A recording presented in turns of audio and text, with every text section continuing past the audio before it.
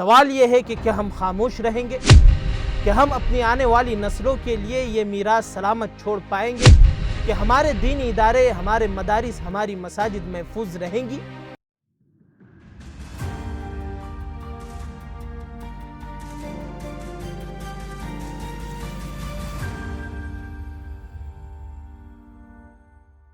नाज़रीन, आज हम बात करेंगे एक ऐसे कानून की जो बज़ाहिर कानूनी ज़बान में लिपटा हुआ है, लेकिन दर हकीकत ये हमारी दीनी, तालीमी और समाजी बुनियादों को हिला देने वाला एक संगीन ख़तरा है।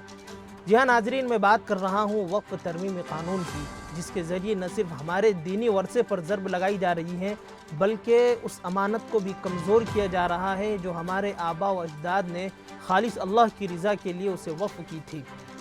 ये कानून सिर्फ अल्फाज का खेल नहीं, बल्कि वक्फ जैसी मुक़द्दस अमानत को इंतज़ामी शिकंजों में जकड़ने की खामोश कोशिश है।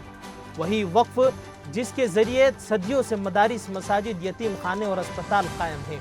वही वक्फ जो अल्लाह की रज़ा के लिए उम्मत के नेक दिल अफराद ने अपने ज़मीनों, जायदादों और वसाइल के ज़रिए ज़िंदा रखा।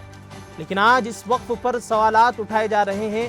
नए क़वानीन की आड़ में वक्फ इमलाक पर कंट्रोल हासिल किया जा रहा है, खुद मुख्तार बोर्ड्स को कमज़ोर किया जा रहा है और इंतज़ामी इदारे उन फैसलों में मुदाखलत कर रहे हैं जो शरई उसूलों पर मबनी होने चाहिए थे।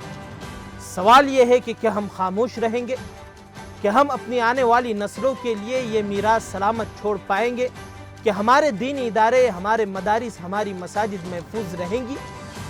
इन्हीं सवालात के जवाबात तलाश करने के लिए 25 मई को शाम 6 बजे से रात 10 बजे तक सरजमीन औरंगाबाद के आम व खास मैदान में तहफ़्फ़ुज़ औक़ाफ़ कॉन्फ्रेंस का इनेकाद किया जा रहा है।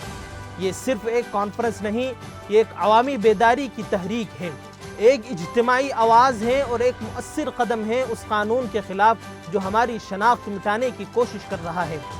तो आइए अपनी मौजूदगी, अपनी आवाज़ और अपने शुऊर के साथ उस अमानत की तहफ़्फ़ुज़ के लिए इस तहरीक की दावत चलाएँ।